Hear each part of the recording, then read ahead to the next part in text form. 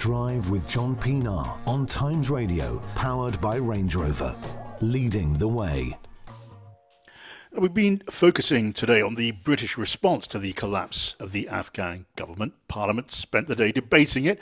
This morning, Priti Patel announced that the UK would take 20,000 refugees. But this is a redefining moment, isn't it? Not just for the UK and the US, but for Europe, the EU, for NATO. Let's talk to the Austrian MEP Andreas Schieder, who sits on the European Parliament's Committee on Foreign Affairs.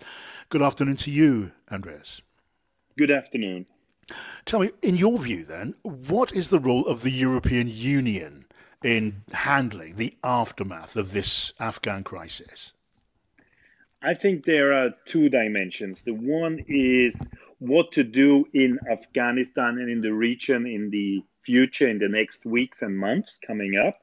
And secondly, how to handle also as European Union the humanitarian issue, from taking up refugees, which kind of refugees. I think we cannot only discuss about employees by the embassies, we need also to discuss about women and other people who are in danger there. And of course, how to work this issue. As you know, in the European Union, it's not unified on this issue. It's one of the biggest diversity issues.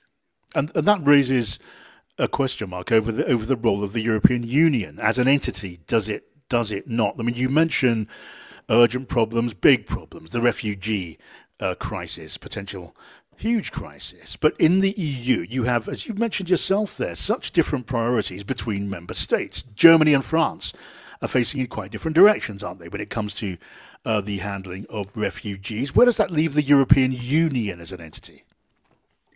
I think the European Union must be clear. As also mentioned before by the colleague who was in the interview before on your radio, it is about also values. And values is not only for Sunday speeches. Values is also which, when it comes to defend it, that you have to live it. So it's taking up refugees, not only discussing how to block people, but to taking up refugees in a big European humanitarian issue. This I think is a big challenge which we have to take up.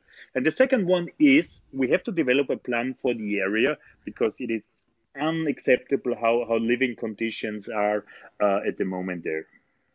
Yeah, I mean, again, you point to very legitimate worries, problems that are going to have to be tackled, and are by many nations across Europe and more widely than Europe. But again, take Brussels, the centre of the European Union, where the Council of Ministers meets, where the Commission has its home. How can there be a common position when you have, let's take the German example, when you have Angela Merkel there under pressure about to give way?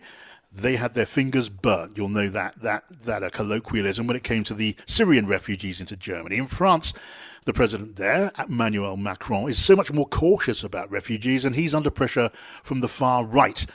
So how can the EU arrive at a common position? Does it need to do that?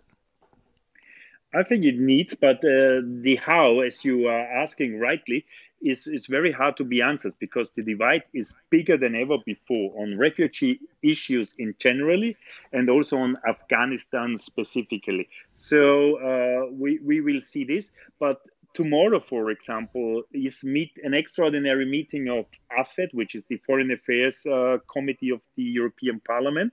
So probably on the other issues, how to deal on the ground, we come a little bit further tomorrow in the debate.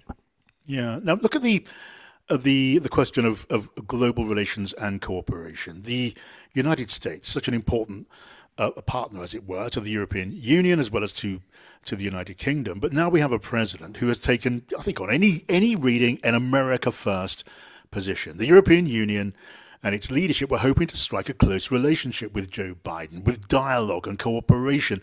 The American handling of the Afghan crisis does not bode well, does it, for dialogue and consultation and cooperation? It's true. And of course, we all were praising Joe Biden for the new atmosphere which is coming. And now, let's say, the first big foreign affairs step created a big disaster.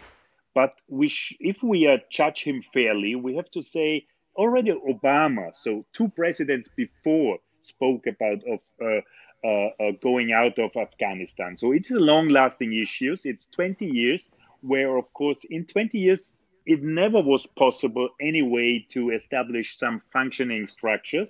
But of course, we have to ask also why nobody had the idea that it is coming so quickly and so smoothly that the Taliban take over, and why still even the Americans left a lot of weapons to the Taliban. So there is a lot of question, but we have to see, yes, it doesn't fit to this US is back.